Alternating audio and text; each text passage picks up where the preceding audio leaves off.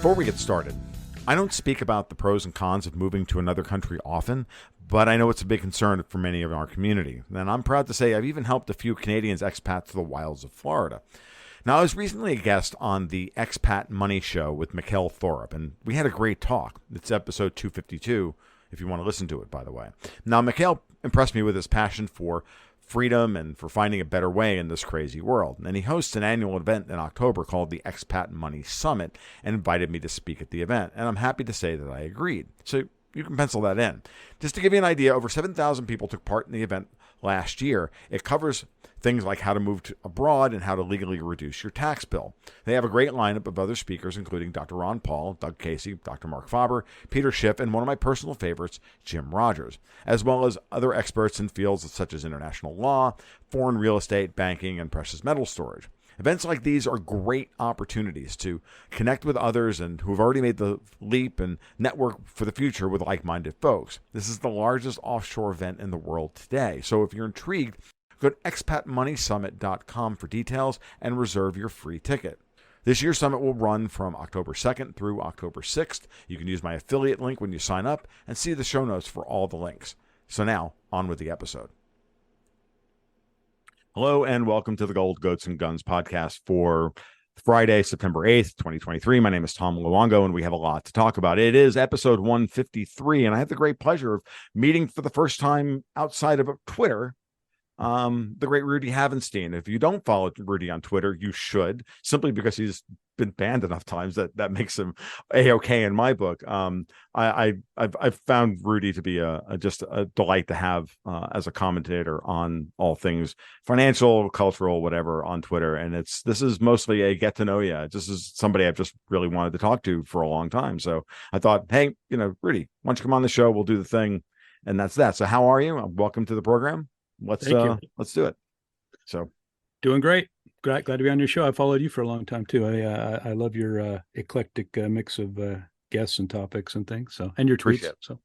Appreciate it. So yeah, I do try to put forth, I think, the very worst version of me on Twitter, and then to see if I can walk up to the line. And amazingly enough, I've never been actually banned or reprimanded on Twitter, which is really interesting. I've had Germans yell at me and trying to get me banned, and nothing happened. But it's like I'm amazed that this has not happened. I don't know. It seems a very random thing, and I know you and I were speaking just beforehand about the randomness of it, and Germans.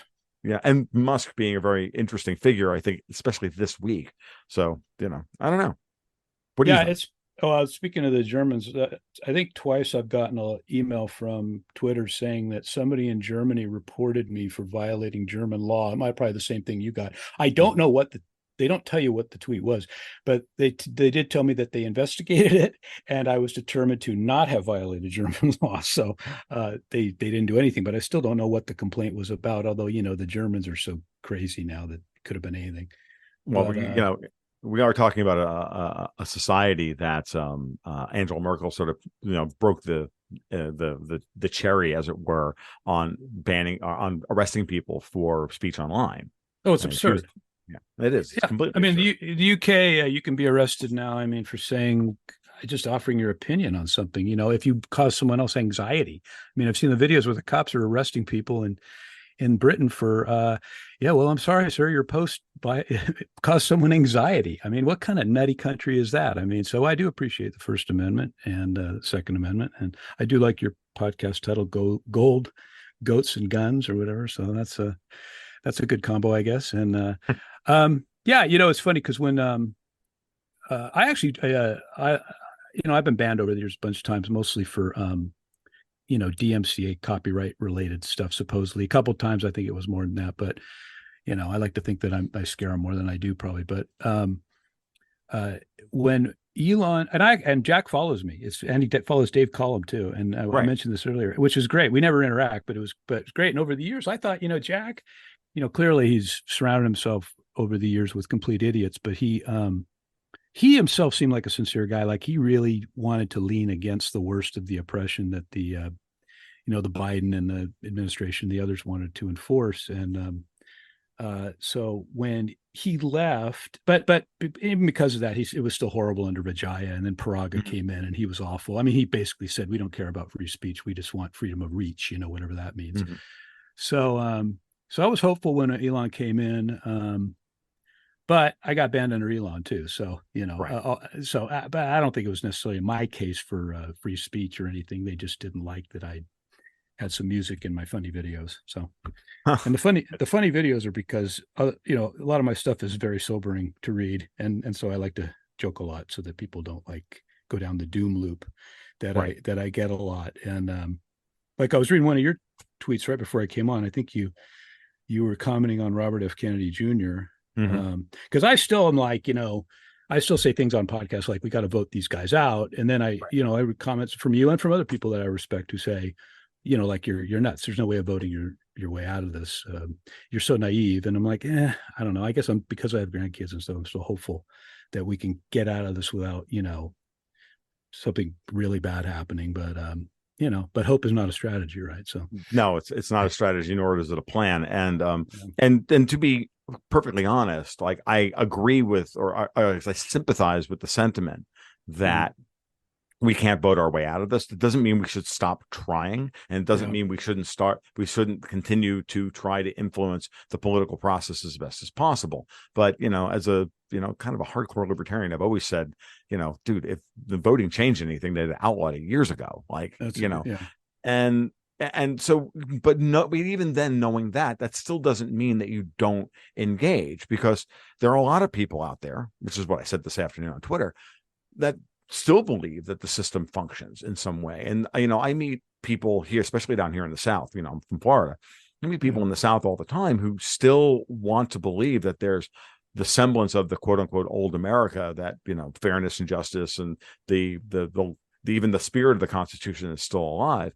And that's what gets them motivated. And you have to walk them through this 5 stages of grief of Mm. their loss of faith in America slowly. You can't just like bombard them with everything. This is my biggest problem with libertarians today, and this is why I'm like, be it big L or whatever. Otherwise, Yeah. like, you Well, I guys call 'em- have no strategic, no political acumen whatsoever, no political strategy. yeah. Well, I call myself sometimes a small L libertarian. I like public highways, and I like fire departments, things like that. But Yeah. but I understand, and I often get a lot of grief from people that I mostly agree with. Like, years ago I'd get into I'm a fan of gold. I think everyone should own a little, but I used to get in some of my biggest arguments with some of these free gold guys, and Mhm. who were like hardcore, Oh and yeah.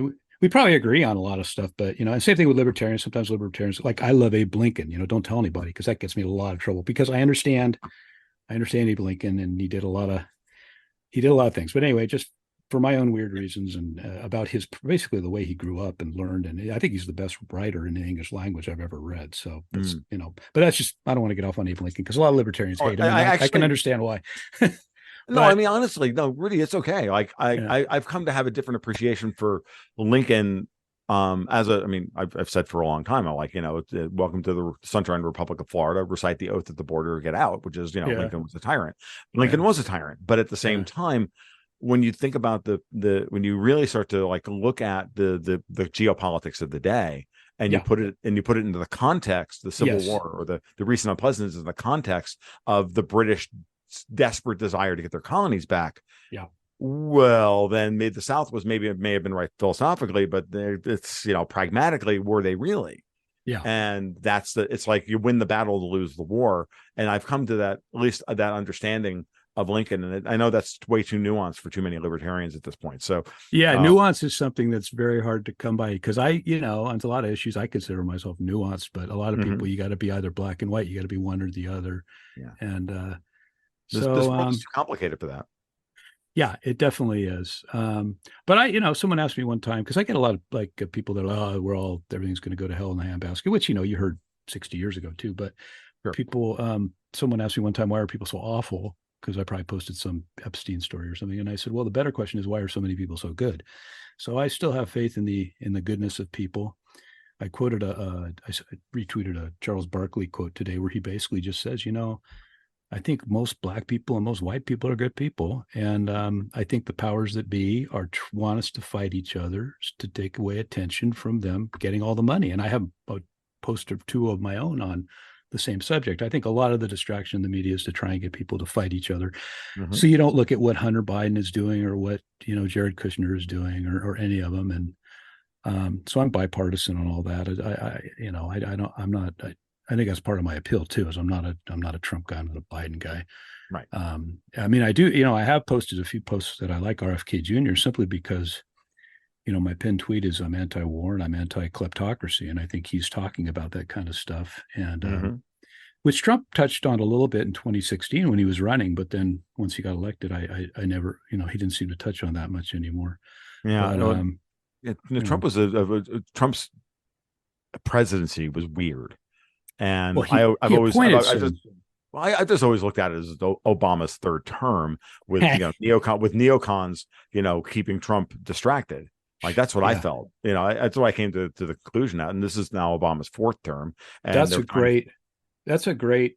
Now I use the same metaphor. I called Obama like the Bush administration third and fourth term. So we're on right. there for 6 or 7. Well, now we're back to the Obama administration, right? So his third term. So because I clearly don't think Joe is running the show there, but No, he's not. I'm not privy to that. But no, he's not. It's clearly that Biden is a metaphor at this point. I like to use Biden in the scare quotes to make the leftoids like lose their minds.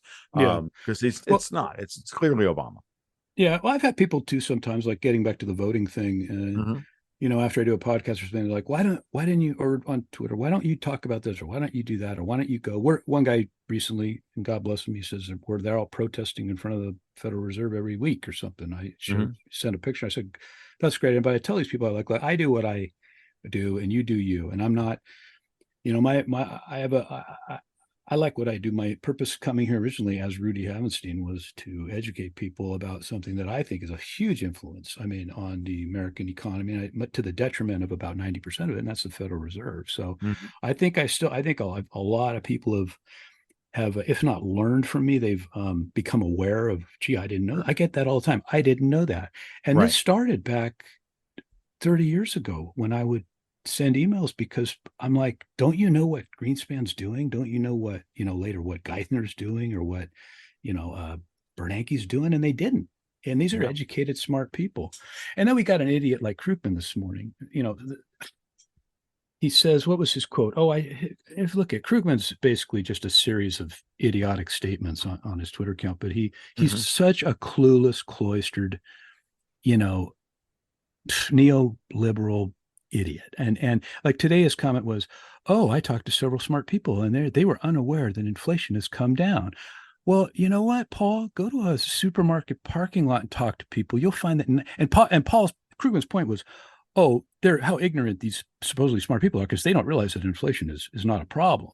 And that was his point. I mean, he would get, these guys would, when they go on CNBC or they go on the Brookings Institute, they all get, it's a tongue bath by a bunch of other cloistered, inbred econ goofballs, right? And so that's their little world. And they don't know that there's 300 other million Americans in here who don't make millions a year and have pensions and have, are on talking with Charlie Rose and get Nobel Prizes, which isn't even a Nobel Prize. It's some sort of goofy, it's like, anyway, it's absurd. A guy like Krugman. And then we got Justin Wolfers today, just this afternoon, some stupid, but people send me really stupid posts that economists tweet out because they know I'll get a rise out of me. So Wolfers, who's like in a sea of goofballs, Wolfers rises to the top. And he was making some comment about he was trying to make inflation into a partisan thing, like the Republicans are just going against. I mean, as I pointed out on Twitter, it's not a partisan thing at all. I mean, the 1976, just read the platform of the Democratic Party going back in the 70s and 80s when we had a similar inflation problem. These people in the Democratic Party were railing against inflation. Inflation is a tax that erodes the income of our workers, distorts business decisions, and redistributes income in favor of the rich. Now, if that was true back then, it's true today. So what happened to that Democratic Party? And I mean, where did that party go? I mean, the party I mean, now they're the party of Ukrainian oil companies or something. I mean, and certainly they're warmongering. I mean, that's a big shock. That Right. they not really, because they don't really have principles. If you're in either party, that's sort of a Correct. requirement. But what when did the left? I mean, I know when it was in my life, it was in recent decade, but become raging warmongers. I mean, they're embracing Dick Cheney, who's a war criminal. I mean, I don't get it. It's just a mixed up, crazy world. But I'm not willing to give up. I do me. I'm going to do the education route. I still think voting. We'll try it. You may be right, or other people may be right that it's a hollow gesture. But what else are you going to do? I mean, Mm. I'm not going to. I'm more of a negotiator than a fighter. So Sure. I'm just going to try and keep at it, doing what I do, and I think I make a very small bit of difference, and I'll continue to try and do that in a humorous way. Yeah, what's funny is the back to the inflation thing. They said it. So that was the Democratic Party platform in 1976, and that was their talking point, which was exactly Mm-hmm. the talking point of Ron Paul in 2008. And Ron Paul was a kook. Yeah, He yeah. literally has been saying that exact same thing forever. Inflation is a tax, and it's a transfer of wealth from the poor and the middle class to the ultra rich and to the banking sector through the Federal Reserve and blah blah blah. And like, Bernanke said it. I yeah, have a video. Yeah, I have a video I repost every so often where Ron Paul, who's the only guy there in the Congress that ever had the balls to go up against Bernanke, right. and he says, would you agree with me that inflation is a tax? And Bernanke says, and this is either 2008 or 2010, he goes, I Mm-hmm. agree with you. I completely agree that inflation Mm-hmm. is a tax and Yep. it is too high. And as I point out in that video, at the time he said it, inflation was just barely over 2%. Yep. And Bernanke is in another video, which I also have posted, that's where he says flat out to 60 Minutes, Scott Pelley, in another softball interview, Mm-hmm. we will not allow inflation to go above 2%. Right. That was his famous interview where he said we can raise rates in 15 minutes if we have to. How Yeah. sure are you of that, Ben? I'm 100%. Well, then fast forward to 2022 or 2020, when the Federal Reserve suddenly, after all these years, says, you know what?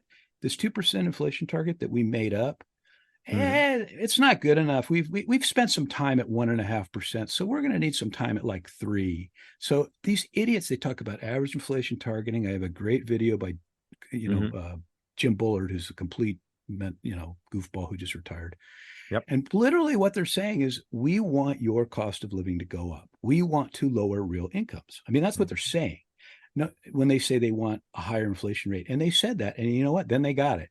And we went up to 9 using the CPI measure, which I have 500 tweets explaining why it's completely understated and ridiculous model. Mm-hmm. It's not the cost of living.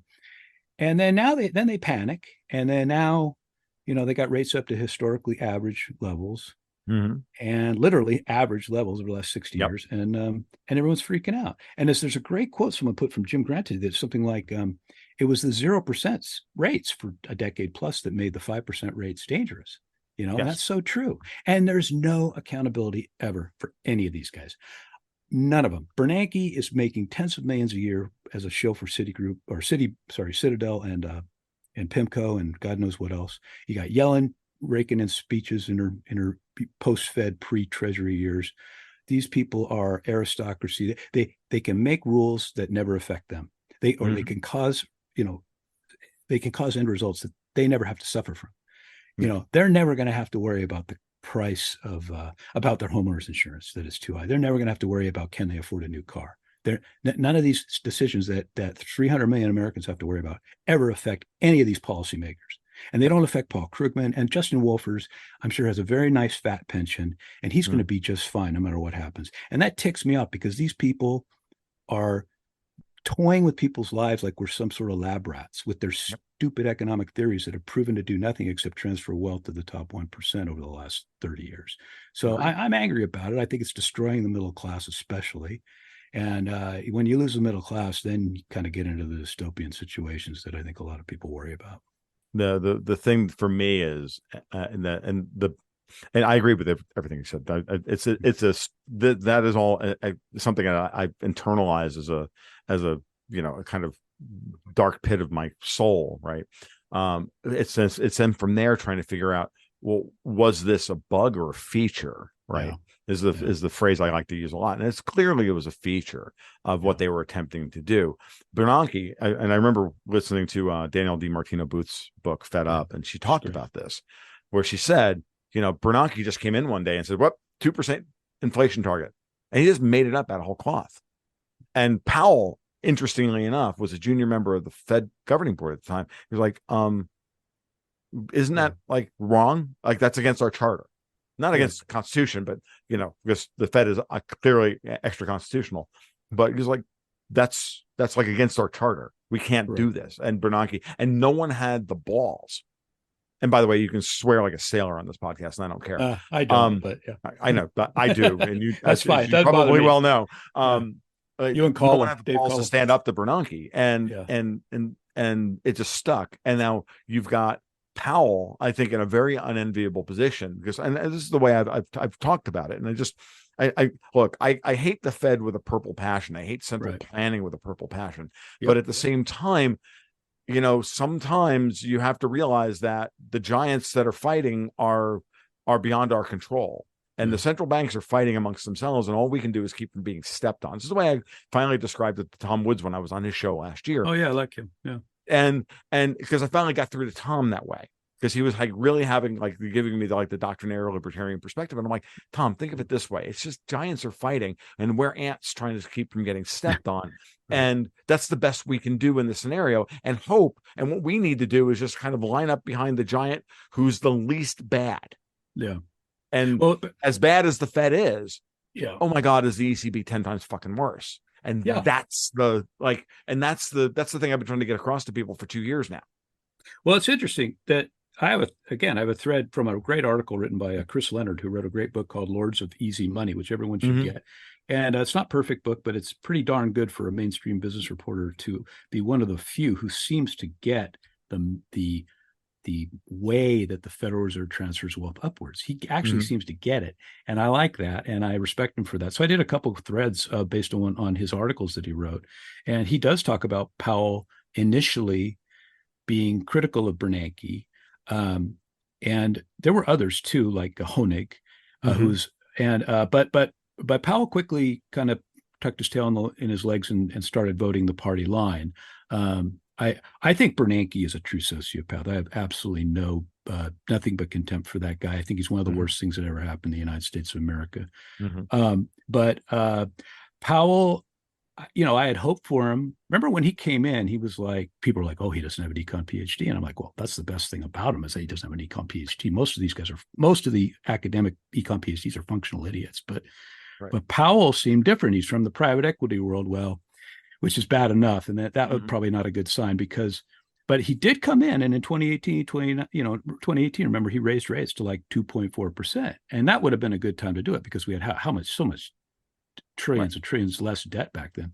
But then the market went down 20%. He chickened out, and then he went back down to zero. And then I just want to back up on that for just a second. Sure. There's a reason for this. I don't think it's about the stock market, and this is, I think, one of the popular myths about Powell, and it has to do with, remember that the 5-year transition from the beginning of implementation of SOFR to I refreshed myself on this whole topic preparation for this because I know you're up on that. Okay, right. And I think that what happened, and this is why some of the things that Martin Armstrong has said privately and that I tried to bring out, which is that American banks stopped repoing European debt. LIBOR blew out in between that last rate hike in December 2018 and and then 2019 when he pivoted really hard. Because Draghi had to pivot really, really hard. And I was like, with everybody else going, oh, see, the Fed's got no balls, blah, blah, blah, blah. But we missed the point that Europe got into trouble hard, and Powell honestly didn't have much choice. I can see it that way. I'm not so wedded to my stock market theory. That your theory is a very good one, and so I'm quite open to it. It's just like, and then having backfilled since then, because I noted that, and then I kept going back through like the timeline and how things worked out and what people were saying at the time and everything. And because I remember, I didn't even like think in these terms until June of 2021 when the tightening really began. And What happened That's in what happened in September 2019? and What 20 was in going on September then? 2019. There was They no restarted collateral. QE. Yeah. Well, they had to. Well, no, they opened up they opened up the repo. Right. They opened up the domestic repo market window at the Fed for the first time in years. Yeah. Because they had to, because there was a massive shortage of collateral, because JP Morgan refused to Yeah. take a European bond at par for Yeah. 9 months. And I remember Zero Hedge writing article after article. Why is JP Morgan trying to cause a repo crisis? Yeah. And I can never find them because the search function on Zero Hedge is terrible. And they, of course, have been delisted from every search engine out there. They also So you can't delete their actually. article. Well, they also do subscription now, I think, and then I noticed that even a public article on Zero Hedge goes paywall after a certain amount of time. So I have to So end up using archive.org or something, even to find my own single post that I posted on there, right. I don't know, years ago. Yeah. So in 2009, 2019, what happened was it was just a kind of a standard repo crisis, and SOFR had to blow out because there was no dollars around, and bubble, the whole market just seized up. So the Fed did what the Fed is supposed to do. And this is where I had to begrudgingly accept some of Martin Armstrong's arguments about the Fed, which is that the original conception of the Fed itself is not necessarily a doctrinaire evil thing. It may be wrong from a free market perspective as to how to assess risk, but to have a lender of last resort, to be able to create elastic money in order to deal with time mismatches within the banking system is not a thing that we should be categorically against. Well, Right. I agree with you there. And I mean, even my mentor on the Fed back from the 90s, where I really started paying attention, and, of course, with Bill Fleckenstein was just going off on Greenspan. Even Bill has a quote that I have out there, something along the lines of, he basically says, I don't think the Fed really was all that bad until Greenspan got in the business of bailing out failed institutions with LTCM. So he's talking about he's not talking about the banking system. He's talking about when we started picking winners and losers in the crony capitalist world, which now is a regular occurrence. It's a feature, not a bug. Right. And of course, but your local pizza place, he's going out of business, but everyone else that's big is getting bigger. Yeah. So okay. So then, they already started QE, and the balance sheet is actually creeping back up slowly, as we hit COVID.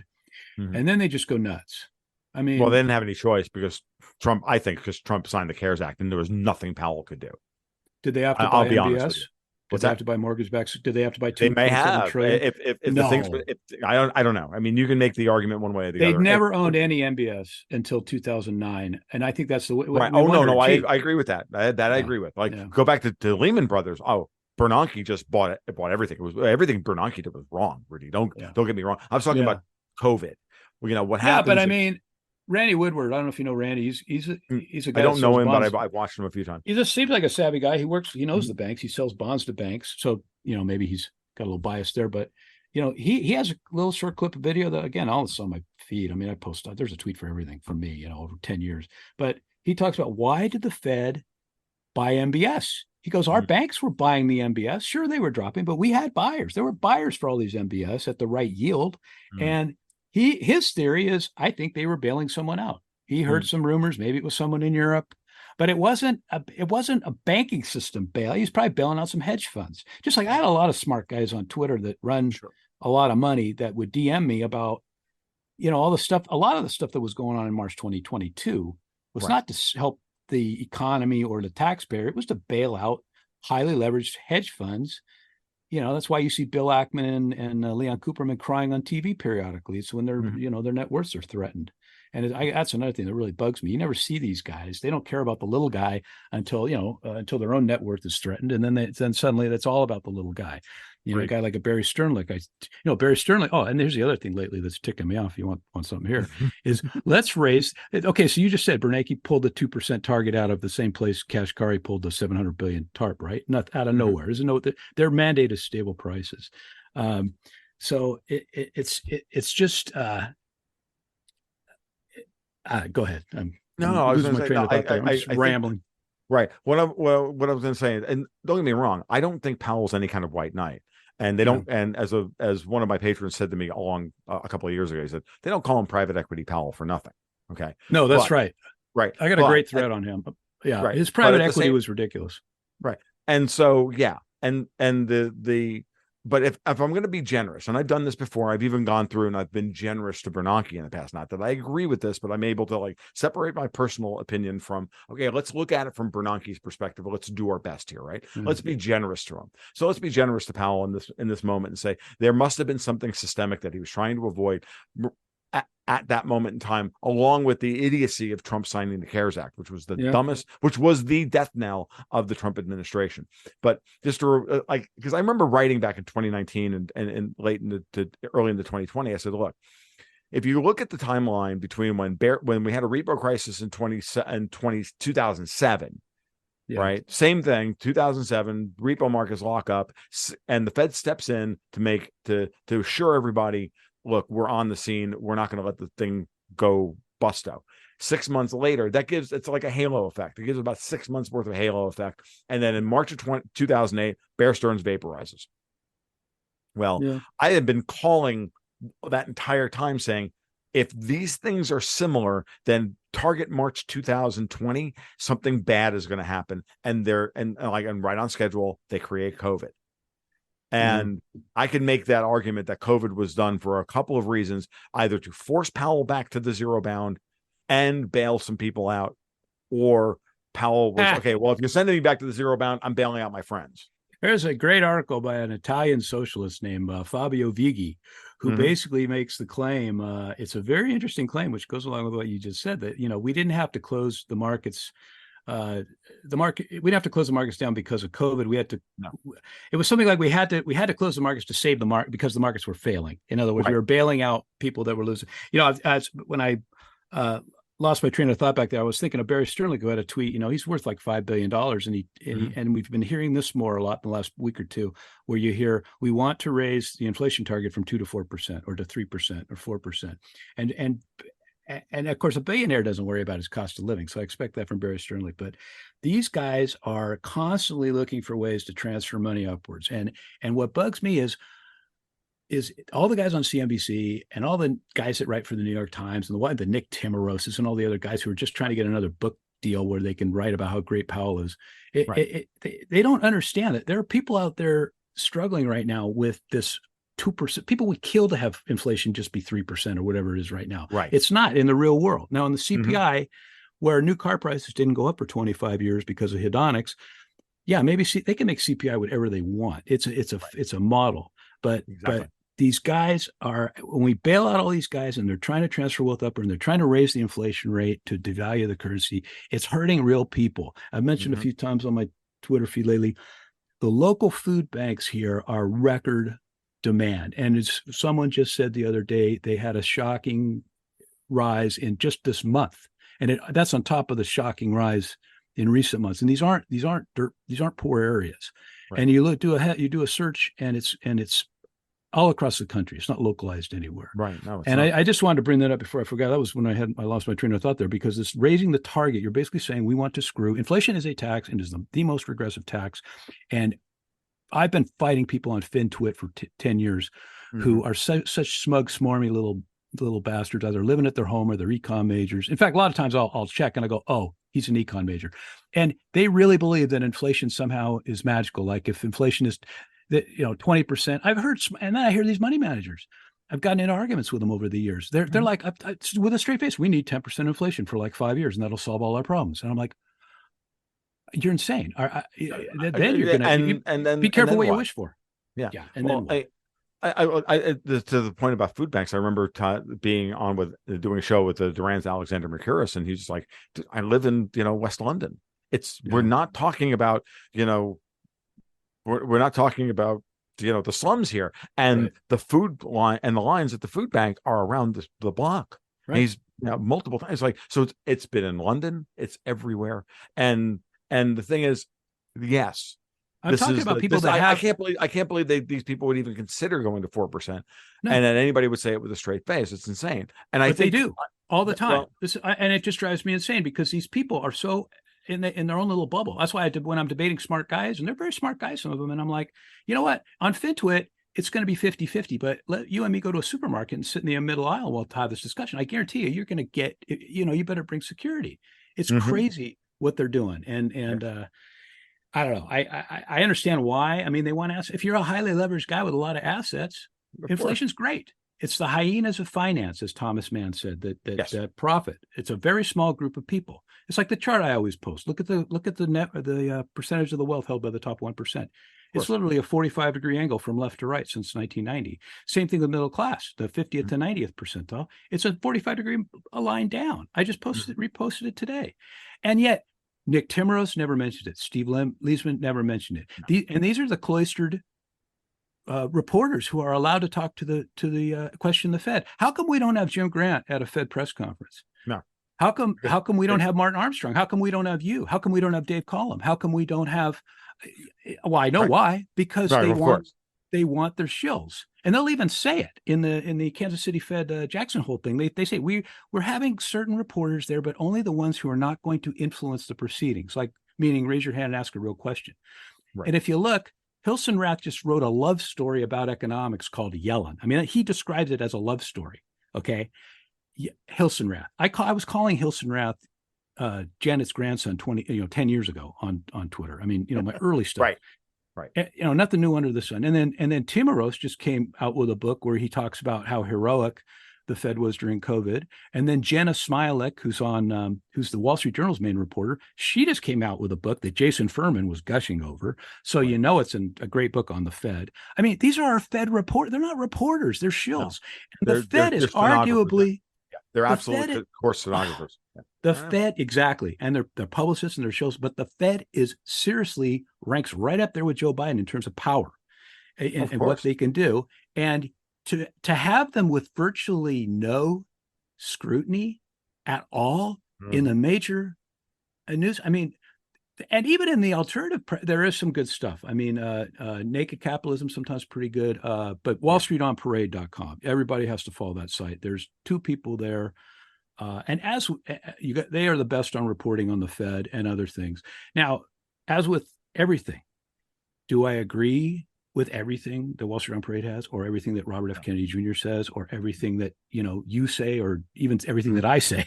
No, but I could pick and choose. I've quoted Elizabeth Warren, who I think is a poser. I'll quote Thomas Jefferson. I'll quote Karl Marx if he's making a point that in fact I have quoted Karl Marx. Sure. So people, I make a comment sometimes like, yes, when I quote somebody, and I'm endorsing every single thing they ever said, written, or did. You know what I mean? Because I'll get people like, oh my God, how could you quote this guy? And I just say, look, I just endorse what I quote. But I would advise Wall Street on Parade. It is the best. They are best on the Wall Street crime RICO operation that's been going on. They are. I have my problems with them because I don't. I understand. I think I just find them. I'll be honest with you, Rudy. I've been reading them on and off for years, and I'm like, oh my God, you miss the forest for the trees sometimes. You have a singular hate on for a particular group of people and cannot see strategically around it, and it just drives me. Their myopia drives me crazy. They are Bernie Sanders supporters, so that is correct. That is true.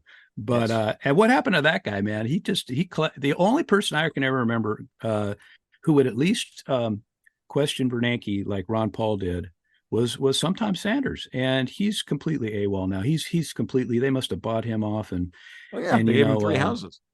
Because some pigs are more equal than others. Well, getting back to Ron Paul, Bernie is just an moldy old friggin' commie from the 70s, and and he was a gadfly when it suited him, and then once the commies took over, he shut up. They paid him off, and he's done. Yeah, that's exactly sad. it. It's sad because but he did do a couple. I did like some of the things he did as regard to the Fed, especially some of the Fed bailout programs after 2008. He wrote some letters. He made some things. He didn't make any difference, and of course now he's fully embedded in the crime family. But getting back to Ron Paul, who's 80? God, is he 88? Something like that. Just had a birthday recently. 485, I think, right now. That guy. And again, do I agree with everything Ron Paul's ever said or done? No, but he's been right on monetary policy and foreign policy for his entire career. And Absolutely. since he left the Air Force, he's also a doctor, so he's way more qualified than these other guys. The GOP hate I'll probably write him in again this year if RFK is not on the ballot. But the GOP hated him even worse than the Democrats hated him. Yes, it did. Because the GOP, that's the thing. People got to get off this D versus R stuff. It's a dead end. Neither Yep. of the parties care about you. Mm. So anyway, but No, that's it's not a news to uniparty. It anybody. has been for a long time. And I can and look, being an old libertarian like myself, with the minute Yeah. Ron Paul broke out, Yeah. you know, when he took Rudy Giuliani to the woodshed over foreign policy, Yeah. and Fox News went, oh, Ron Paul, he's done. Yeah. And then Look at he Tulsi blew up Gabbard. and then he blew up like a week later and ended Giuliani's career. Yeah. You know, what's funny about that is that within a week or two, they were bringing on MSNBC would have Bill Kristol and Hillary Clinton on the same panel on Two Morning horrible Joe or people. whatever, on Right. Andrew Mitchell, whoever was on at the time, and they would have Right. them both on at the same time to decry Ron Paul. And there was just a big neocon love fest, or sorry, neoliberal on the one side, neocon on the other, but there's not a dime's worth of difference between neocons and neoliberals. So at the end of the day, and this is to my European fans, understand that there is no difference between the two of them. One is just slightly more economically focused than the other one, but they both just want feudalism. It's not. That's our MSM. That's our MSM in a nutshell. They'll be like, okay, and today we're going to have a debate between the two sides of the political spectrum, Hillary Clinton and Bill Kristol, you know, or something like that. It's like I say that the difference between the Hawks and the Doves now is the Hawks want to nuke Russia immediately, and the Doves want to keep provoking them in an endless war until Russia nukes us. I mean, there's no what's the term for it? The window Overton window of discussion is so narrow in America. You know, speaking of a guy, window's so narrow in America that we couldn't even use it. It wouldn't pass ingress egress rules on building a house.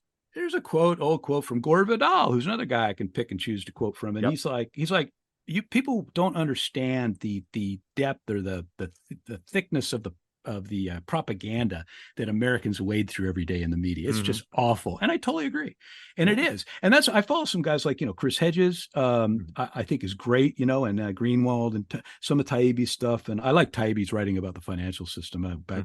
Oh wait, but again, I can pick and choose what I here's the other thing too that we need more of in this country.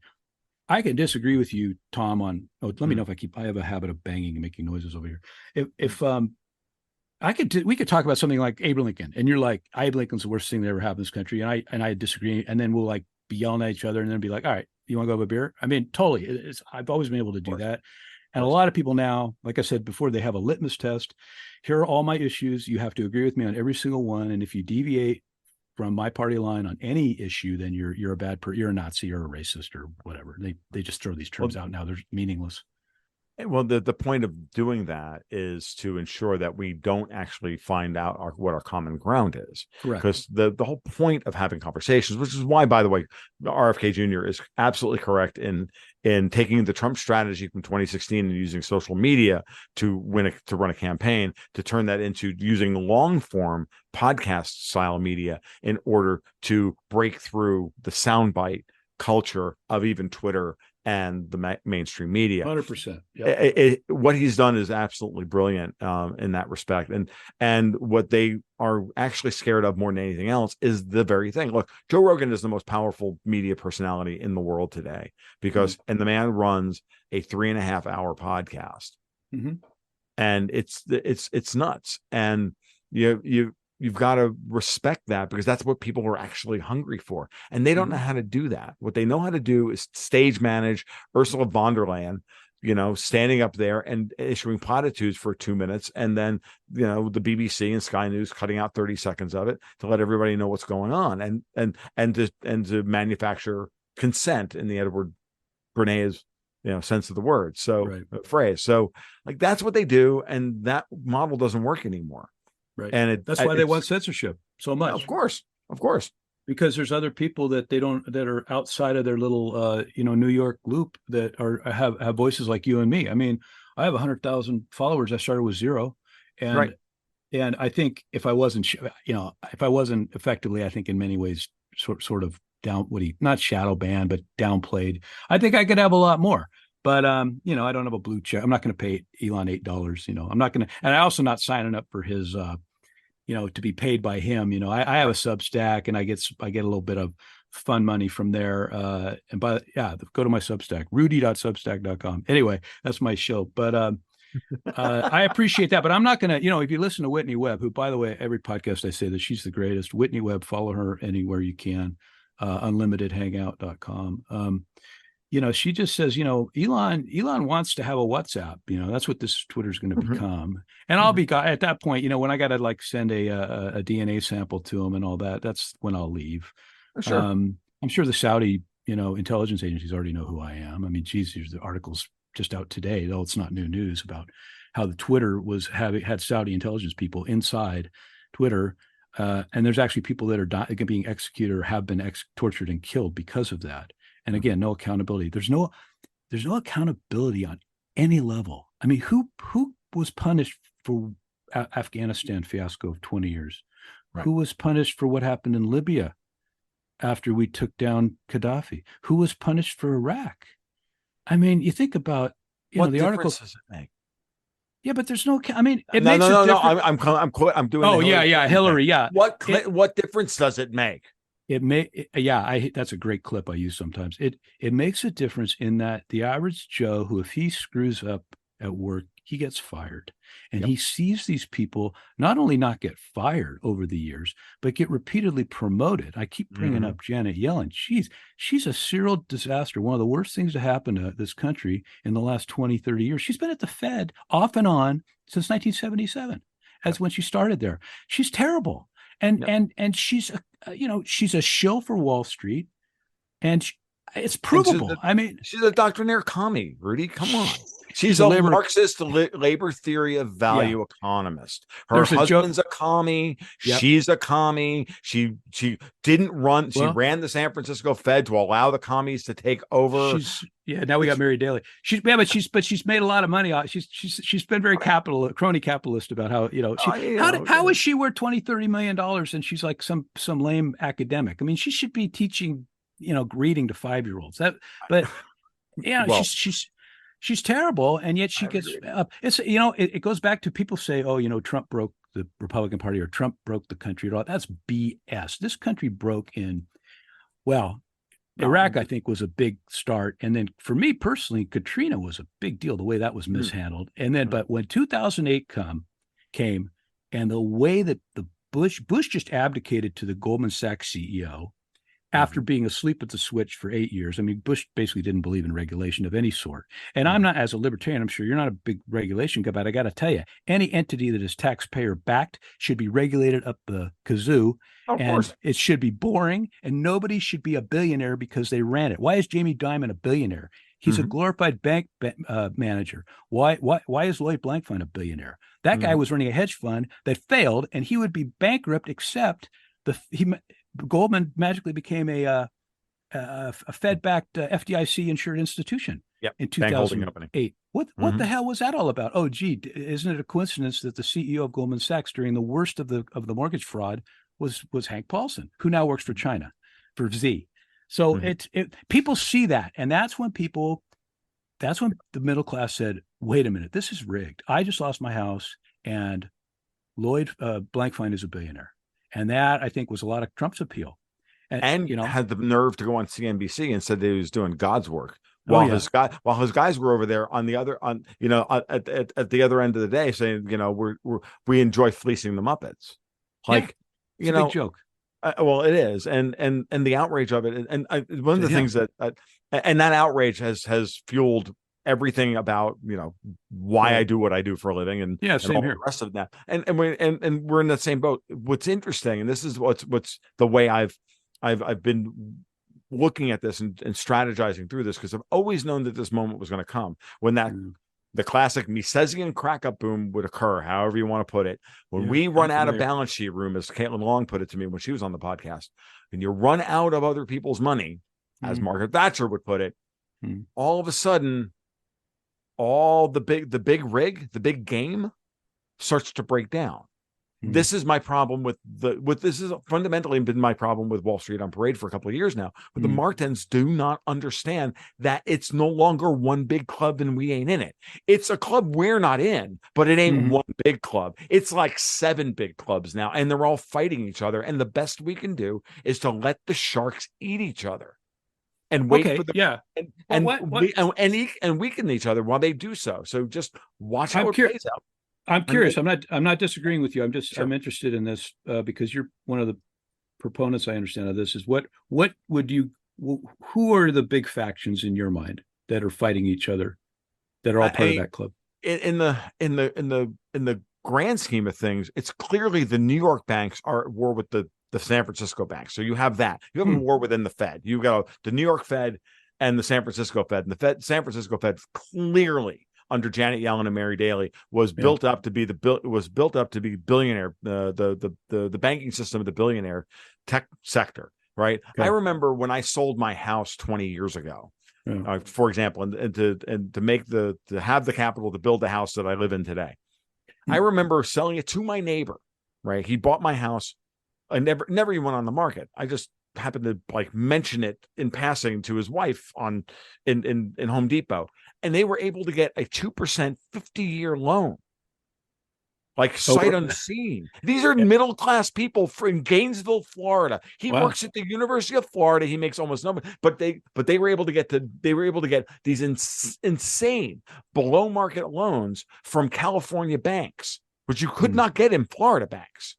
I'm like, how are you doing this? He's like, oh, well, we had a bank out. It just popped into my head. This shit's going on for 30 years. That the San Francisco Fed has been has been literally undermining the country from within under its purview. So this is why. So you've got that faction. You've clearly got the old European colonial money, the Rothschild / Venice and Brussels and all that. You have all those people. You've got City of London. Okay, they're not all on the same page with each other. But Wall Street versus San Francisco, that one's big. Because that became front page news this year with the 4 banks that were executed, I think, by the Fed. They were all San Francisco billionaire banks. And notice how all of a sudden nobody has any money. All of a sudden, Gavin Newsom's not running for president. All of a sudden, they backed the depositors, though. What's that? They backed the depositors, though. Yeah, they backed the depositors, which they should, up to the $250,000 limit. Right. What Powell rammed down Yellen's throat was, you're going to back the depositors all the way. We're going to create this bank term funding program, which is way too expensive for anybody to use. Yeah. But if you need emergency capital, go get it. Zero Hedge comes out every week after the 8.4.1 report comes out and goes, bank term funding limit record, hits new record. It's $0.12 trillion. As Daniel, so it's like $100 billion. Yeah, it's like $120 billion. And I remember talking about that's a rounding error nowadays. Yeah, it is. It's a rounding error, which is look, if the BTFP was actually usable, the thing would have been to $2 trillion overnight. But that was clearly the Fed saying to the banking sector, no, sorry, you have to go raise capital. You're not coming to us. That's what and between that and the Credit Suisse bailout and they didn't, dude, it was awesome. Because it was a little note when Credit Suisse imploded that when they put that deal together, that nobody at the Fed contacted either the ECB or the European Commission. Yeah. So the Bundesbank, the SNB, and the Fed got together and bailed and stopped the run that these people started a run on Credit Suisse to destroy the SNB, to destroy the Swiss National Bank, and Powell reacted with lightning speed and said, no. That's our transmission of monetary policy into Europe is the Swiss National Bank. They're the biggest equity hedge fund in the world. Right? They got a nice gig. Yeah. They can create Swiss francs, convert them into dollars, and buy real assets. Yeah. It's a great gig. It's a private semi-private bank. Yeah. My point about all of this is to go into all of that stuff, which my listeners have heard 1,000 times, is to just tell you that it's the war is real. Good. And I hope so. And it's every time I see I started watching it from this perspective to say, am I crazy?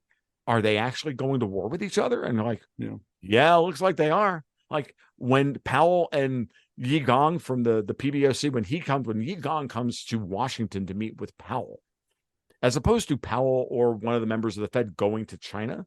Yeah. Notice how the only Chinese official who has gone to come to the United States was the head of the PBOC. Yeah. When when you're on the back end of the deal, when you want something from somebody else, you make the travel, right? Yeah. So when Yellen wanted something from Xi, oh boy, that was an embarrassment. What an embarrassment to America. Buy some treasuries. Oh my God. That's what happened. Bowing on the mushrooms. Yeah. Oh, yeah. But no, that was please buy some treasuries. And what Xi said was fine, back off in Ukraine. Yeah. No Ukraine and NATO. That's what happened. It was so clear to me because it happened the same weekend, because guess what happened? The Chinese and other people were all selling US debt and selling European debt at the same time, because the German 10-year was breaching Christine Lagarde's red lines. And they were, I was screaming. I got on my market report for my patrons that Sunday morning. I was like, yep, that's it. Balloons going up. And then Yellen lands in Beijing and everything changes in 24 hours. I'm like, oh, you motherfucker. And you can just see how this. So the good news is they're desperate. That's the best news. Every time they try to intervene in these markets, it's having less and less effect. I'm telling you, I think we're within 6 weeks of this thing exploding. And it's going to explode in Europe first. And the Fed I think the Fed's got the liquidity to manage most of it, and still is going to force a cram down on a lot of the banks. I actually think that's what's going to happen. If I'm wrong, I'm wrong, but I think it's coming. And I think we're all going to be really surprised at what we see. And again, it comes down to knowing that we don't have to bow to Europe anymore in the City of London and LIBOR. We can handle it ourselves. And as long as we don't see any real upset in the SOFR market, as long as the domestic repo markets are, reasonable, then everything else, it's going to suck. And a lot of people are going to, a lot of banks are going to go busto, and there's going to be headlines and screaming on CNBC. But the people who are going to be losing real wealth aren't the Bill Ackmans. It's going to be the Jacob Rothschilds, because they're the ones having to back the ECB's yield curve control program, because that's what they've been doing for the last year. Lagarde has been raising rates and doing QE at the same time. Yeah. So, well, you're connecting a lot more dots, I think, than I hope you're right. I hope there is a war going on. I'll believe it when Mary Daly is forced out and Tom Hoenig replaces her, or Kevin Warsh or somebody like that. We'll see. Yeah, I know. But so you're calling for a major financial disruption in the next 6 weeks or something? Next 2 months? What I'm saying is that I think that we should really, potential is there. We should really be looking at what happens when the guys who just came back from the Hamptons for the summer, and show up for the first week in October and start their positioning, that they may look at these markets and go, okay, that's clearly mispriced. Who in the hell is buying a German 10-year at 2.6%? With $90 a barrel oil and a 6% CPI and negative 11% month over month industrial production. Yeah. Well, I noticed that oil, and I know one thing I heard from you recently was so you don't think these hikes are to stop inflation. You have another theory. No, I've never thought that. And I'm completely. I can go with that, because they've never cared about inflation other than raising it in the last 20 years. But Rudy, I think that the way I put it is really simple. It's like, this is commodity cost push inflation from disruption of supply chains and too much money from the CARES Act, chasing too few goods. Yeah. The Fed is a Keynesian institution designed to control the demand for credit. Yeah. It's a demand side. Interest rates are a demand side tool to stop a supply side problem. It just doesn't work. And so why is Powell raising rates so fast? To break the leveraged system that is actually causing the enslavement, and get us back to baseline. Get us back out of crazy town. Well, good luck to him if that's true. I don't know that that's true. I mean, the guy came from the world of leveraged finance. You know what I mean? And none of them can seem to get him on the phone. When I talked to Danielle DiMartino Booth about this, she's like, "Yeah, I know. Yeah, no one is talking. No one can get Powell on the phone." And he keeps saying, but they keep screaming at him, and the markets keep trying to force him to pivot, and he won't do it. If he's not taking phone calls from the Cliff Asmus's or the Leon Coopermans or the whatever of the world, then good for him, because Mhm. maybe he's becoming a traitor to the private equity people, because he sure was one of them Of for course, his most of his career, other than a lawyer. I agree. But yeah, well, I've said in other podcasts, I think that he, I mean, what was he doing with a straight face? He's not from the Berkeley School of Economics. No, He's a real world guy, a rarefied real world guy. And in 2020, he's talking to 60 Minutes or something, saying, yeah, he's talking about average inflation and targeting, which is an idea so dumb that only econ PhDs could come up with it. He's not an of econ course. PhD. He had to know. He has to know. And I don't think he's a sociopath. No. He, like Bernanke, he had to know, even in 2020, that he was saying, in effect, I want to raise everyone's cost of living. This is going to hurt the poor and the middle class the most. But he went along with the average inflation targeting. Now, I'm sure every one of the 30,000 staffers at the Fed were telling him that, yeah, our studies show that, we need average inflation targeting. It works perfectly, which is nonsense. But he had to know better. So is part of Yeah. this raising rates is that he's mad at himself for listening to these idiots 3 years ago. Well, that's Danielle Booth's thesis. Yeah, Is that she's been good that on she that. says that he just feels really angry with them, and he's got egg on his face for Yeah.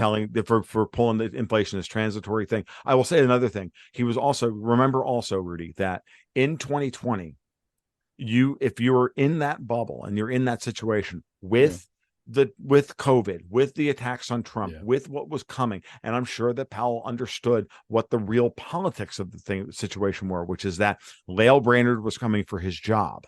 You're right. So you may have to go along with a bunch of crap that you don't want to until you can actually get to the moment where I have been reconfirmed. Because here's the thing, and I've gone over this many times, but I know. I'm I'll sorry. do a quick one, which is that he finally gets reconfirmed after the board of governors votes him chair pro tem until his reappointment in late February or in middle of February, somewhere on my birthday or Valentine's Day or whatever. I was born on early February. Yeah. And then on February 22nd, he is reconfirmed with 80 votes. And at the next meeting, he raises rates a quarter point. Yeah, they did delay his confirmation for a while. 6 months. And 6 months. That and is they tried to get interesting. rid of him with an insider trading scandal where they got rid of the three biggest hawks on the Federal Reserve Board. Yeah. Carita, Powell. Bostic's still there somehow. Why is Bostic still there? Well, because they couldn't get everybody. Okay. And it finally came out that it was Lael Brainerd that was the one that leaked the trades to Politico. Oh, well, you should look into her husband sometime. She's basically my pinned tweet, neocon and kleptocrat. Mm-hmm. Yeah, she's horrible. A lot of these people are intermarried. I have a post out there where there's an article that basically said Janet Yellen, who lives next door to Ben Bernanke. No one ever. I mean, how weird is that, right? And Donald Cohn, Kohn, lives down the street. Right. So these people are in their own little world. Yeah, own little world. And it was clear that Brainerd was the pick to get rid of to replace Powell, send us back to the zero bound, usher in MMT, pass Build Back Better, and destroy the country. That was the legislative agenda of the Obama's fourth term, and it didn't. Yeah. And Powell stopped it dead cold. Yeah, Powell, Joe Manchin, and Kirsten Sinema stopped it dead cold. Kirsten Sinema, the one who reneged on the carried interest in the last budget deal. Yeah, I mean, she's not perfect, but No, you're right. You're right, and I can look. None of these people are perfect. They make deals. I hear you. I understand. But I mean, how long? What a joke it is. How long have people been talking about? Oh, we're going to get rid of the carried interest exemption, and then it never happens. Republicans, Democrats, just never happens. It's like today. I posted.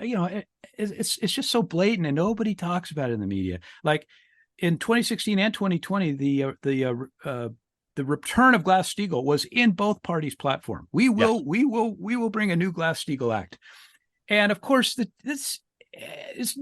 then they forget about it. I mean, they lie to us all the time, and I guess most people don't know this, so they're ignorant of it, which is ignorant not in a bad way. They just don't know. But the people who do know don't care. I guess I don't know.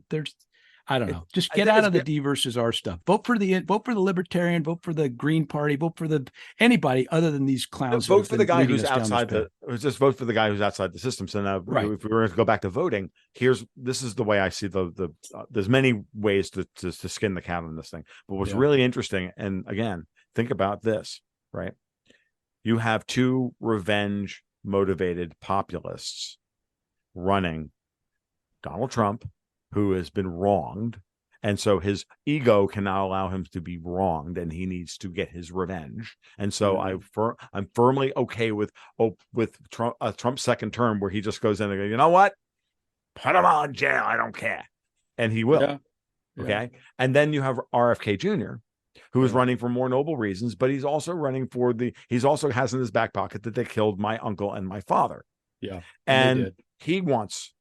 And it's clear that he wants revenge. So, or justice, or whatever you want to call it, but they don't have any other option at this point but to throw everything but the kitchen sink, and including the kitchen sink, at this.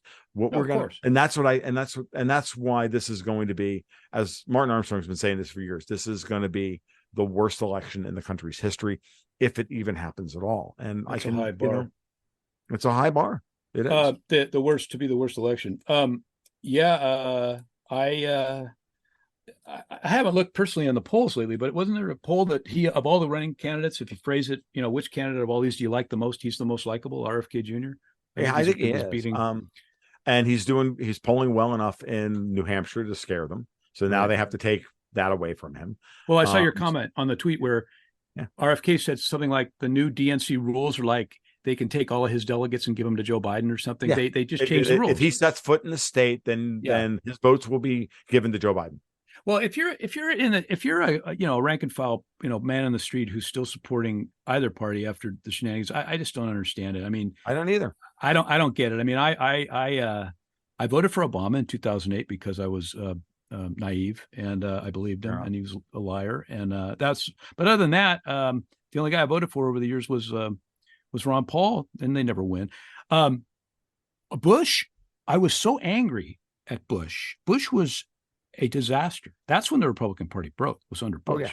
Right. Bush there's nothing conservative or Republican, frankly, in the old term about trashing the Constitution after 9/11, about attacking Iraq instead of Saudi Arabia after 9/11.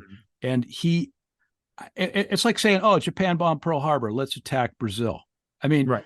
And the article the other day from, I think, Chris Hedges or Robert Scheer. Robert Scheer is another guy that I probably disagree a lot with, but he's very good on some issues.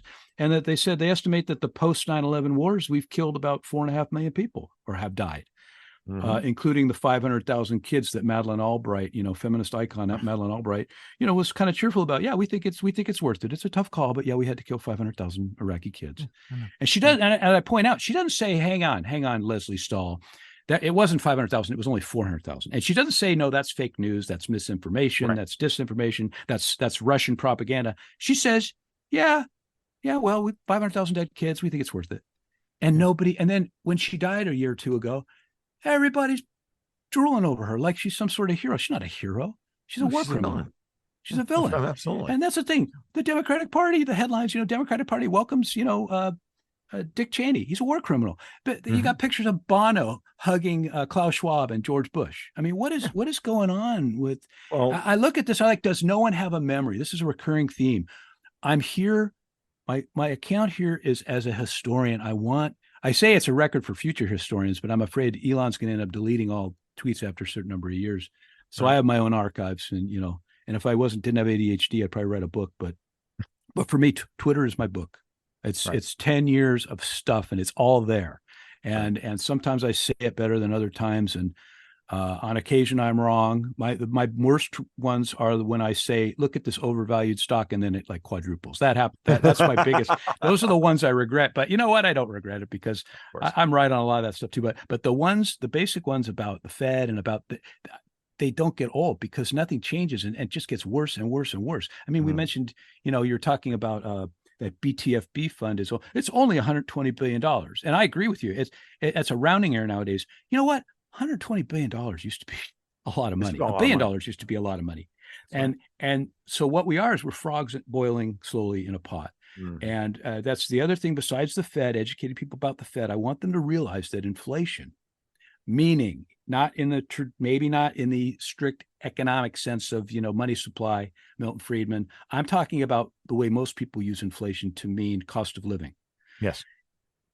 Raising the inflation rate is very good for wealthy, leveraged asset owners. It's terrible for about 90% of the people. That's right. Great book. Another book I want to plug is Edward Chancellor's The Price of Time. There's a great review by a guy named Tom Owens of it. And I think he's just paraphrasing Chancellor, that when you have 0% rates, the only people who have the collateral to borrow at, zero if you're BlackRock or 3% if you're Tom Longo, is people who have assets. Right. So you have the classic Cantillon effect, which went on for almost 15 years with a few brief exceptions in 2018, 2019. Mm-hmm. And so the rich got richer. And I don't mean, and I'm talking, top 10% are doing great, and they still are. And the top 1% are killing it. And then you've got the guys like Elon Musk they're now unimaginably, in the history of humanity, they're unimaginably rich. And but your average person is falling behind every day. And whenever there's an article by a John Hilsenrath or by a Peter Coy or by any of these guys talking about, or Justin Wolfers, inflation is really not a problem. And in fact, we probably need more inflation because, which they said for years, for the last 10 years, until 2022, the standard joke that I would on Twitter was, oh, some idiot economist saying we need higher inflation. I'm like, in what world? You go to a bar and you say, you know what? I wish the price of this beer was double. Right. And no one would ever say that because nobody thinks like that, but economists do. They think differently. And then of course their little lapdogs in the media, they don't know. They just follow whatever the economists, because their livelihood depends on it. It's classic Upton Sinclair, it's hard to get them to understand something when their livelihood depends on them not understanding it. Yep. And that's the other thing that I think has been my center thing, and the warmongers too over the years, is inflation, Federal Reserve, and warmongers. And of course, war and inflation go hand in hand. I mean, because you think we would have gone to Iraq if we had to raise taxes to pay for it? No, we cut taxes. So we put it on the credit card. We're stiffing. This generation is like a bunch of grandparents that take their whole family out to dinner and skip out on the bill. That's what we're doing. We're skipping out on the bill, and we're passing it down to our kids and grandkids, none of whom can afford houses anymore, even we're in the same neighborhood you grew up, because houses used to be 3 times one income, then they were 3 times 2 incomes. Now, where I'm at, it's probably 15 times 2 incomes. It's ridiculous. And I personally have done well under the Fed's idiotic thing, but I care about America. I care about other people and society as a whole, and it's bad. And the Fed's been bad, and inflation is bad. And anyone who says other than that is wrong. They're just wrong. And I've argued with the best of them. It's not even that they're wrong. You have to realize that you said earlier that why is Bono, shaking hands or hugging George Bush and Klaus Schwab? Right. It's not because they don't have a memory, Rudy. It's because they're commies. Yeah, well, okay. Yeah, it's just that simple. And I don't necessarily, and I use the word commie with as much derision and as broadly as possible. Yeah, because you have to get through the freaking programming. I know that pisses people off when I do it, but it's true. They're just commies. It's not that freaking complicated. The natural state of the world is deflation. The natural state of an open market is deflation, mild deflation, not deflation, not deflation, where your purchasing power and your savings improves. I was trying to explain this. I was on a show the other day, and I think the host Antonio clipped it out, and I didn't do a great job of explaining it. But it's like, look, mild deflation is a consequence of economies of scale and competition and arbitrage and everything else. But Keynesians and debtors and governments hate deflation because it makes the value, it imposes discipline on them. Whereas where we should be having the wealth transferred to us. Mild deflation of say 0.5% as an annual consequence of technology improving and all of that stuff should be the natural state of being. And then if we want more than that baseline improvement of our savings, we have to go out and invest. And if you believe in the law of diminishing marginal utility, right, where you have so much savings that's only making you 0.5% and you want a little more, then you're going to be willing to risk some of that extra capital that you'll need 5 years from now on a 6% return investment of, I don't know, building a bridge or building a library for the, whatever the investment. Or NFTs. And Or yeah, I all know. that, yeah, What I mean is this is why we yeah. need banks. This is why banks are supposed to be doing risk assessment and sharing the profit of the investment with us when they hit, and we take the risk when we, like, this is the way it's Well, supposed to work. yeah. See, I'll go along with the Bill Fleckenstein opinion that I'll grant you. When I say end the Fed, I do it as a sort of a homage to Ron Paul, but Sure, I certainly think it should be put on a massive leash, and of course. so I can see it as a lender of last resort, Mhm. temporarily, and Sure. not to save Lloyd Blankfein, but No, to save the depositors and keep the financial system moving and things like that. But of course. I use the term fascist for these guys. Not like Oh, absolutely. I think Larry Fink's I don't call Larry Fink a communist. I call him a fascist because he's Well, a they're big. both. It's two sides I of the guess same coin, but yes. yeah, that's okay. So that's the phrase I use, but I Fair. understand the way you're using communist. But um, Look, fascism is just a different way of getting there. yeah, It's they're just a, both on the same. in my mind, it's fascism. Ultimately, when I really break down to it, it's just the economic model that gets you to communism. Well, there's a Just- chart I saw before where it's like because I see politics as a circle, and I think right, at the top left is communism, and the top right is like National Socialism or something, right. and then or fascism, and then as you get down to the bottom, you have the libertarians Mhm. and so my comment when I posted that chart, and I said, from an old Fountains of Wayne song, I want to sink to the bottom with you. I'm in the non-coercionary group. I definitely think, like I said, I like fire departments and public roads, and Right. we do have in the United States Constitution provision for a military and for a post office, and so I'm fine with that. But don't be telling me, I mean, I'm in People's Republic of California with Gavin Newsom, so you can imagine. I was Right. really hoping. I saw a tweet from you that he wasn't. He said he's not running. Right. I was hoping he would because that would get him out of California. I know. This is why, But in the same way that I live in Florida, I'm really glad that Ron DeSantis' presidential campaign has failed. Because I because you didn't want want to him live back, in Florida. you want him I back in didn't. Florida. Yeah, Absolutely. I had a buddy from Florida who travels all over the world, and I asked him about DeSantis, and he said he loved DeSantis, and he said, and I said, well, maybe he'll run against Newsom, and now this guy, he was like, oh, no one will vote for Newsom. I mean, because he's, I guess, and I would hope not, but you never know. But I mean, of course, New York would, and California would, and Oregon or whatever. But um, the thing is he made it clear that everybody hates California, and they hate somebody, this San Francisco liberal like Gavin Newsom, and I agree. I was nice to hear that the country, sees it that way. Of course, I'm familiar with people not liking Californians, and I understand What's, why. what's funny is I had a patron who just bought property near me about a Yeah, year and a half ago, and he's from California. He's from San Diego, and we've become good friends over time because he comes to visit this property. He's still out there and he's visiting this property, but he comes in and the first thing that comes out of his neighbor's mouth, "You're from California? Are you with one of those from California?" He's like, "Oh no, exactly.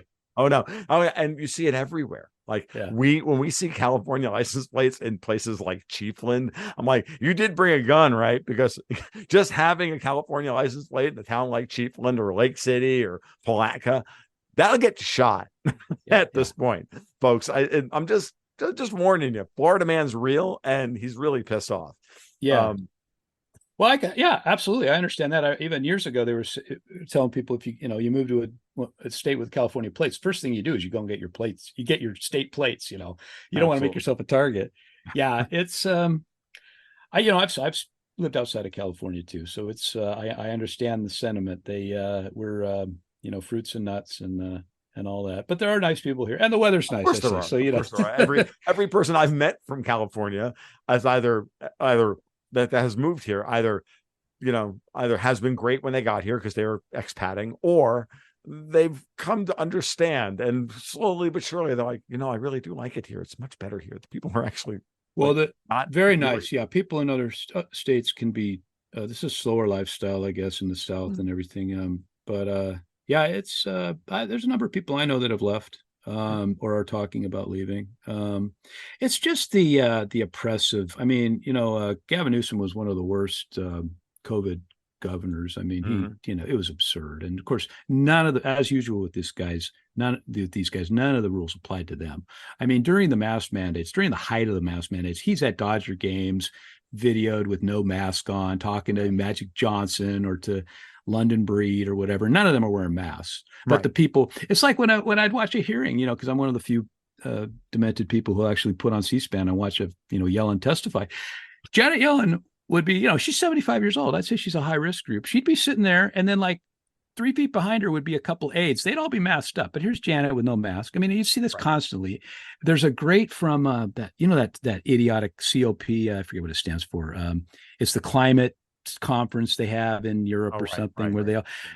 There's videos I've posted where they get out of the car, they got the mask on, they walk in the building, and they're being filmed the entire time by like a film crew. And the minute they get in the building, they all take off their masks. Mm-hmm. And there's a great picture of that I put out, and sometimes I'll go through and retweet some of these, but they're all there. And where you've got like all of the G7 guys, you got Boris Johnson, you got Joe Biden, and they're standing on a stage, like on some steps, right, to take a picture. And none of them are wearing masks. None of them. Lagarde, none of them are wearing masks. And then 3 feet away is a ton of what look like security guys. They're all masked up. Mm-hmm. So it's all theater. It was all theater for them. And where I live, it was not enforced. A lot of stuff was not enforced, but you still have to, every time you go in certain buildings, you had to put a mask on. And to be fair, I would put one on sometimes just because some people were so freaked out. And, if you didn't have one on, they would like literally panic, like you're bleeding from your eyes and trying to kiss them or something. But yeah, I went through the same thing. I think the only time I wore a mask willingly was when I would go to visit friends in South Florida, and they're like, look, people are really freaked out down here. Just go through the ritual. It's not that big a deal. But when I would visit where I live, just to give you an idea, Rudy, I live rurally in North Florida, and I have a choice when I reach the end of my county road, the dirt road that I live back. I can either go left to Lake City or I can go south to Gainesville. And I go left. I would go during the entire thing. I went left to Lake City because the only people who were wearing masks in Lake City were the poor people who were employees at corporate establishments like Lone Star Steakhouse or Walmart or whatever. Everybody else was like, you got to be kidding with this. Lake City is like kind of classic Southern, agricultural town. Yeah. Like, that's what it is. It's 30,000 people worth of, farmers and feed stores and whatnot. So, and, it was that kind of thing. It was the poor minimum wage workers were the ones, having to suffer through all that while, Gavin Newsom is off at wherever he was doing. He was down in Mexico with no mask. He was partying at the Laundry, whatever that restaurant is, and French Laundry. Yep. And I mean, that's another thing that ticks people off, is that the rules are for the serfs, not for, of course, rules people. For thee and not for me. It's Sam Francis is a narco tyranny, and that's where we reached that point. And they have to really watch themselves here. I'm going to start to wind this down. The thing they have to watch now is, and they don't realize this, and I think the way I put it the other day is, everybody's all worried about the radical right, or the right's worried about the radical left. I'm like, no, you have to, the power structure needs to worry about the radical center. Because if you start to radicalize the center in a way that they riled up the soccer moms here in Florida over some of this curriculum stuff, and once you get middle class women out in droves at school board meetings, and where they normally do all their worst shit in the dark, and now they all of a sudden have to come out like cockroaches and have lights shone on them, and they're not, and the exits are all blocked off. Then you get to see what's really going on, and that's what needs to happen. People need to show up. I'm past the situation where I have to worry about what my kids are getting out of the library, but if I see, oh, look what's in the library. Well, you know what? Why is your kid at the library unattended? I know it's hard. I mean, California is way worse than Florida as far as the schooling. Mm-hmm. I mean, the curriculum here is, right. It's Robin Angelo meets Aleister Crowley. It's just awful. And you can't send. I mean, I know it's hard. People have to work for a living, 2 jobs. Right. They both work, but the public schools are horrible. And here's again, no accountability. It's like California Teachers Union, any teachers union, give us more money, give us more money, give us more money. Well, have you? We have, and I just don't see any results coming from it. The test scores are abysmal. There's places. I tweeted something on Baltimore, and black guy in Baltimore is saying, look at our we had like 7% could do math, and nobody could pass, English or something. And this guy is telling people, get your kids out of the public schools. Well, what are they going to do? Homeschool? I mean, when everyone's working 2 jobs, that's not easier said than done, but you got to do something. I don't know if I was a billionaire, I would like donate to create private schools where, you wear a uniform and they don't have to be, and you just learn to read and write. And and you don't learn that about 32 genders or whatever else. But I can't get I mean, it's so discouraging to see some of this stuff now, what's being pushed. And again, I think it goes back to, this is a plan. They want to get everyone riled up. BuzzFeed doesn't care if you love trans people or if you hate trans people. They just want you to click on the article. And same thing with any article, any headline. They just want the clicks. They want their ads to pop up because that's the only way they can get revenue. As you mentioned earlier, they cannot compete with content with people like you or me or Joe Rogan or whoever, and they have no sense of humor and they have no self-awareness. And so they know they're losing, and that's why they're fighting tooth and nail for censorship, because they want their megaphone back and they lost it. It got taken away. So Absolutely. Let's keep a hold of that megaphone and keep doing what we're doing and tell people what we see as the truth, And I think, the Fed's bad, inflation's bad, and we need to all start like the soccer moms. Go to your school board meeting and vote people in that are going to do what you and your family think is best. If you're going to public school, and same thing at private school too. No, it's everywhere. But yeah, no, with that, I think we'll wind this up. It's been just a blast, and I really enjoyed it. And I think you're absolutely right. At this point, it's you do. I would have really, this is as a final note. I've been telling people, and I've been saying, I've always tried to end these with this. As bad as things are, look locally, look to your community, find the strength there, wherever that comes from, and we'll figure out ways to just like disrupt their plan by just basically standing around and going, you know what? No. Right. Because the more you say no, the more energy they have to expend to actually make you comply. And eventually they run out of money and they run out of energy, and then they run out of people and they run out of enforcers. Because once there's more enforcers than there are people to be enforced, well, now you know why Yuval Harari thinks that 90% of the people on the planet are unnecessary. Yeah, so that's it. With that, Rudy Havenstein, I have enjoyed every moment of this, and I'd love to have you back on. I don't know, sometime in the near future. We'll do it again, and we'll talk about whatever else is on got your goat, because that was fun. Just like we did today. All right, very good. Thank you, Tom. Good talking with you. Yeah, take care now. Bye-bye. Bye. And let me shut that down. All right.